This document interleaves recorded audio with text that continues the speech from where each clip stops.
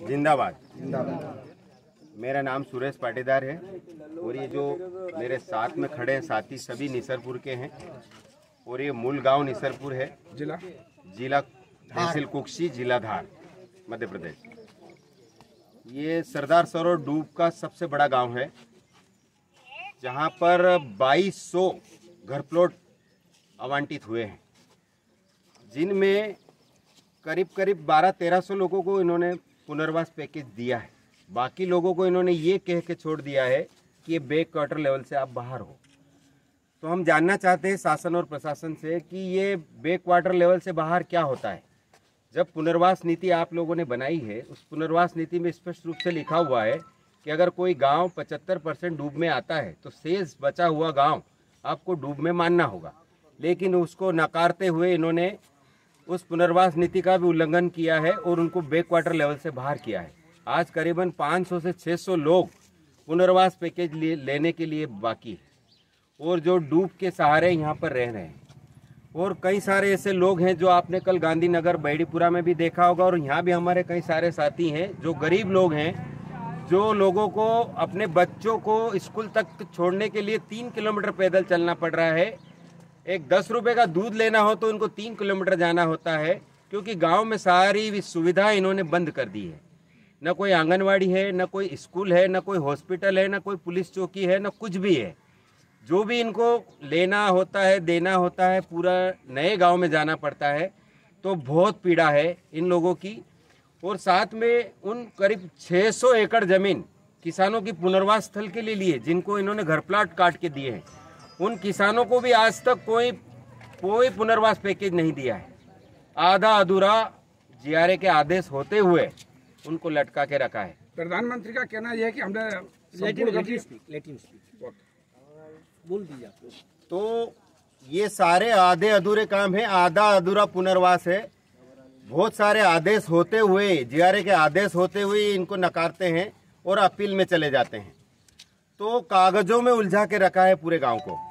और आसपास के जो गांव हम अभी देख के आए हैं, आपको पता ही होगा, कटनेरा देख के आए हैं, बैडीपुरा देखा है, जो रेस्ट हाउस डाक बंगला देखा है, सभी की यही स्थिति है। तो बहुत सारी दिक्कत है यहाँ पर और हमारे गांव की बहुत सारी पीड़ा है जो हम आपको आज बताना चाहते हैं। प्रशासन के साथ आपका कैसा अनुभव रहा है? आपकी मांगे वो किस तरह? हमारी मांगे हर प्रशासन के साथ 2017 से लगातार चली आ रही है, बस कागजों पे उलझा के रखा है। 2019 में डोर टू डोर एसडीएम, पुनर्वास अधिकारी, जितने भी एसडीओ थे, डोर टू डोर घूम के इन्होंने एक सूची तैयार की 455 लोगों की, कि इतने लोगों को हमको भुगतान करना है।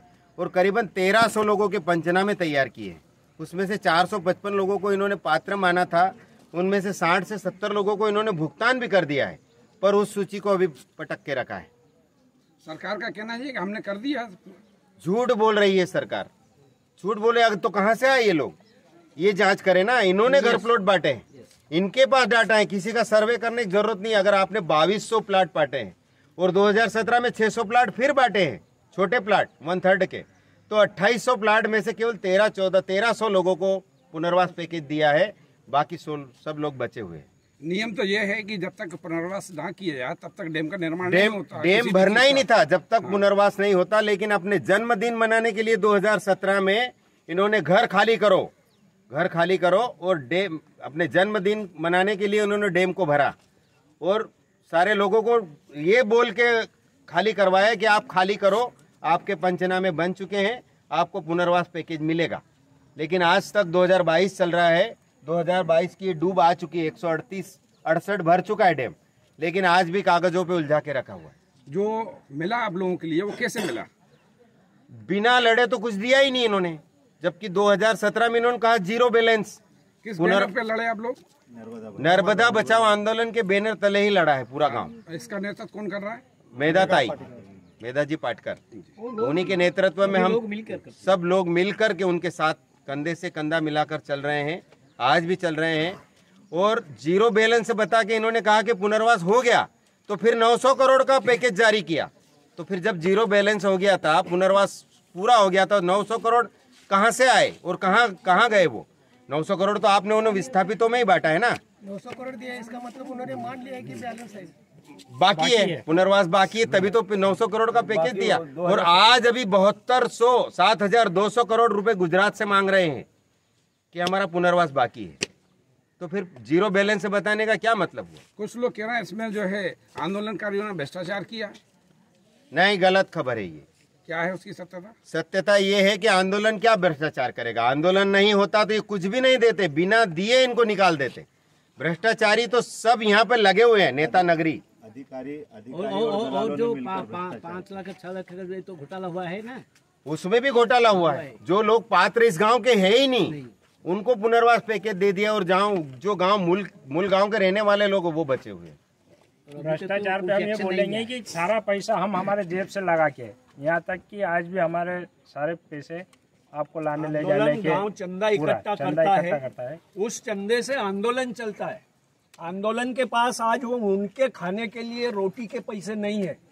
हाँ, ये हम लोग वगैरह सब पहुँचाते हैं। आज भी हमने चंदा किया, गांव से चंदा होता है और उन्हीं पे आरोप लगाते हैं कि जीवन साला में भ्रष्टाचार हुआ है। तो कितने बड़े झूठे आरोप लगा रहे हैं आंदोलन को दबाने के लिए, दमन करने के लिए, आंदोलन का दमन करने के लिए ये आरोप लगाए हैं। लेकिन बेबुनियाद झूठे आरोप है ये। आंदोलन में कोई भ्रष्टाचार नहीं होता है। नेताओं के साथ आपका क्या अनुभव? कौन कौन से लोक प्रतिनिधि या मंत्री किसी ने आपको आश्वासन दिया था? और पूर्व में 14-15 महीने कांग्रेस की सरकार आई थी यहाँ पर, उन्होंने बहुत सारे काम किए हैं, लेकिन वो भी आधे अधूरे। पूरे करना था लेकिन सरकार गिरा दी इन्होंने, सरकार को गिरा दिया। अब बोला कि हम 1 महीने में कर देंगे, उसके आज कितने महीने हो गए हैं, लेकिन कोई सूद लेने वाला नहीं है। पिछले 15 सालों से यहाँ पे बीजेपी की सरकार है। उन्होंने नियम ऐसे लगा दिए थे कि कांग्रेस शासन आने के बाद में उन नियमों को हटाने में 15 महीने चले गए। फिर कैफियत लगाया था, उस कैफियत को हटाने के लिए माननीय मंत्री जी पूर्व में हनी बघेल जो हमारे विधायक हैं, उन्होंने कैफियत हटा के लोगों को भुगतान करवाए। फिर जो सर्वे हुआ वही इसी के नाते। हाँ, इसी के नाते सर्वे हुआ। हाँ, आप थे ही तब डोर टू डोर सर्वे करवाया, पर उसको भी आधा अधूरा अभी लटका के रखा है। तो हमारा तो ये निवेदन है कि पूरा विस्थापन एक साथ होना चाहिए। कोई भी दल हो, बीजेपी कांग्रेस को हम नहीं मानते। हम तो विस्थापित, एक ही भाषा है हमारी, विस्थापित की, और सभी को विस्थापित माना जाए और उनका विस्थापन किया जाए। जिंदाबाद।